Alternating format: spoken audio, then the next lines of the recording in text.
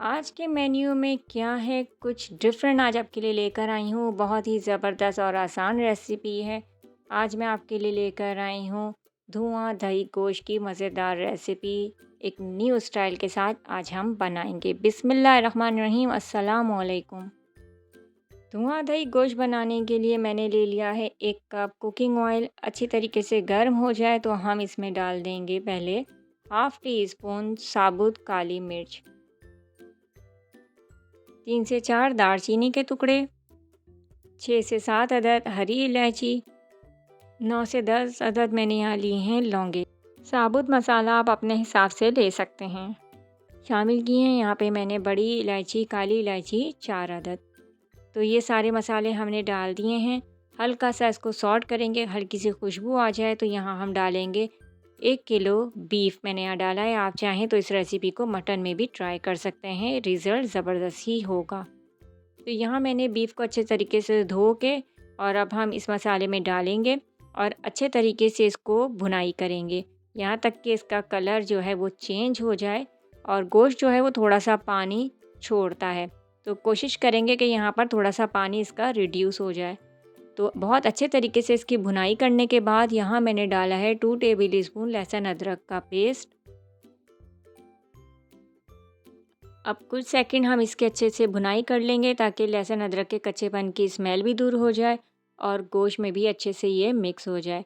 तो इसको अब हम थोड़ी सी देर के लिए कवर करेंगे और इसको कुक करने के लिए रखेंगे कि पानी थोड़ा सा इसका रिड्यूस हो जाए। जब तक हम बना लेते हैं यहाँ पे प्याज और हरी मिर्चों का पेस्ट, जो कि मैंने ली हैं 3 अदद चॉप प्याज और 6 से 7 मैंने बड़े साइज़ की हरी मिर्चें। इनको हम ग्राइंड कर लेंगे। थोड़ा सा अगर पानी की नीड हो तो आप इसमें इस्तेमाल कर सकते हैं। मुझे नीड नहीं पड़ी थी, मैंने ऐसे ही इसको ग्राइंड किया था। अब हम ये इसको ग्राइंड करके इसमें डाल देंगे गोश्त में और इसको भी अच्छे तरीके से हम भून लेंगे।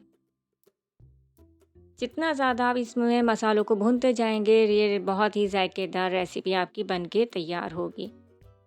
अब हम इसमें कुछ और मसाले भी ऐड करते जाएंगे, जिसके लिए हमने यहाँ पे लिया है ज़ीरा 1 टेबल स्पून, 2 टेबल स्पून साबुत धनिया, 2 टीस्पून साबुत काली मिर्च। इसको हल्की आंच पे हमने सॉट करना है ताकि हल्की सी इसमें से खुशबू आ जाए। खुशबू आ जाए तो हम इसको कर लेंगे ग्राइंड। इसको भी मोटा मोटा सा हम पीस लेंगे, आप चाहें तो इसको कूट लीजिए। अब इसको कूटने के बाद अब ये जो मसाला हमारा रेडी हुआ है, ये पाउडर, ये हम इसमें डाल देंगे। कुछ भी ज़्यादा इसमें स्पाइसेस नहीं जाते और बहुत ही जायकेदार बनता है। 1 टीस्पून हम यहाँ पे हल्दी पाउडर का इस्तेमाल करेंगे। अच्छे तरीके से मिक्स करेंगे और आप बस चेक कीजिएगा कि इसका जायका कितना शानदार है और देखने में भी ये बहुत ही ज़बरदस्त कलर आता है इसका। यहाँ पे अच्छे से मिक्स करने के बाद हम इसकी भुनाई करेंगे और आप देखें कि कितने अच्छे तरीके से इसकी भुनाई हो रही है। 1 टीस्पून यहाँ मैंने डाला है नमक, आप अपने टेस्ट के मुताबिक डाल सकते हैं। अच्छे तरीके से इसको करेंगे मिक्स। बहुत ज़्यादा इसमें मसाले डालने की ज़रूरत नहीं है। यहाँ पे हमने नमक डाल दिया है। अब शामिल कर देंगे यहाँ पे 2 कप मैंने पानी डाला है। आप अपने हिसाब से पानी का भी इस्तेमाल कर सकते हैं। चम्मच एक दफ़ा अच्छे तरीके से चला लेंगे और फिर इसको कवर करेंगे और पकने के लिए रख देंगे यहाँ तक कि अच्छे से डन हो जाए। तो मीडियम फ्लेम पे हमने इसको पकने के लिए रख दिया था और अब हम इसको चेक कर लेते हैं। तो अब यहाँ पे हमने देखा है गोश्त गल चुका है, तो हम दही डालेंगे। तकरीबन आधा किलो फिटी हुई दही का इस्तेमाल हमने यहाँ पे किया है। अच्छे तरीके से इसको मिक्स करेंगे। मिक्स करने के बाद इसको फिर मीडियम फ्लेम पर इतना पकाएंगे कि दही का पानी खुश्क हो जाए। इस रेसिपी को आप अपने डेली के मेन्यू में भी शामिल कर सकते हैं, यानी कि रूटीन के खानों में इस्तेमाल कर सकते हैं, या आप अपने दावत मेन्यू में भी इसको शामिल कर सकते हैं। बहुत ही आसान और ज़बरदस्त रेसिपी है।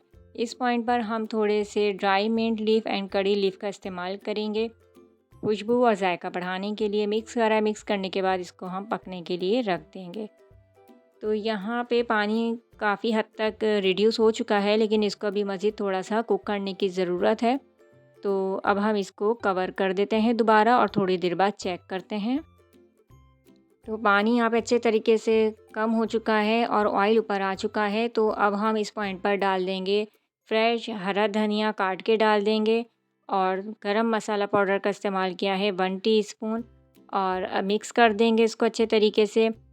बहुत ही कम मसालों के साथ एक जायकेदार डिश अगर आपको रेडी करनी है तो मैं इस रेसिपी को रिकमेंड करूँगी। चेक कीजिए आप इसका ये ज़बरदस्त सा लुक। तो इस पॉइंट पर हम अब डाल देंगे कुछ बारीक कटा अदरक। तो खाना हमारा रेडी हो चुका है। लास्ट में हम लगा देंगे कोयले का दम जायका बढ़ाने के लिए, क्योंकि ये धुआंधार गोश्त है तो फ्लेवर इसका थोड़ा सा इंक्रीज़ करने के लिए हमने कोयले के टुकड़े को रखना है इसके ऊपर और थोड़ा सा ऑयल टपका के और इसको हम कवर कर देंगे। 2 से 3 मिनट तक आप इसको कवर रहने दीजिएगा ताकि अच्छे तरीके से इसका अरोमा जो है वो रच बस जाए इसके अंदर। और फिर जब आपको डिश आउट करना हो तो आप इस कोयले को डिस्कार्ड कीजिए और डिश में सर्व कीजिए। तो ये थी मेरी आज की मज़ेदार और आसान सी रेसिपी। उम्मीद करती हूँ आपको मेरी आज की रेसिपी ज़रूर पसंद आएगी। मेरी पूरी कोशिश होती है आपके लिए नई नई रेसिपीज़ लेके आती रहूँ। तो इस रेसिपी को ज़रूर ट्राई कीजिएगा, प्यारा सा फीडबैक तो बनता है। और रेसिपी पसंद आई हो तो लाइक शेयर एंड सब्सक्राइब के साथ बेल नोटिफिकेशन को ऑन करना ना भूलें। अल्लाह हाफिज़।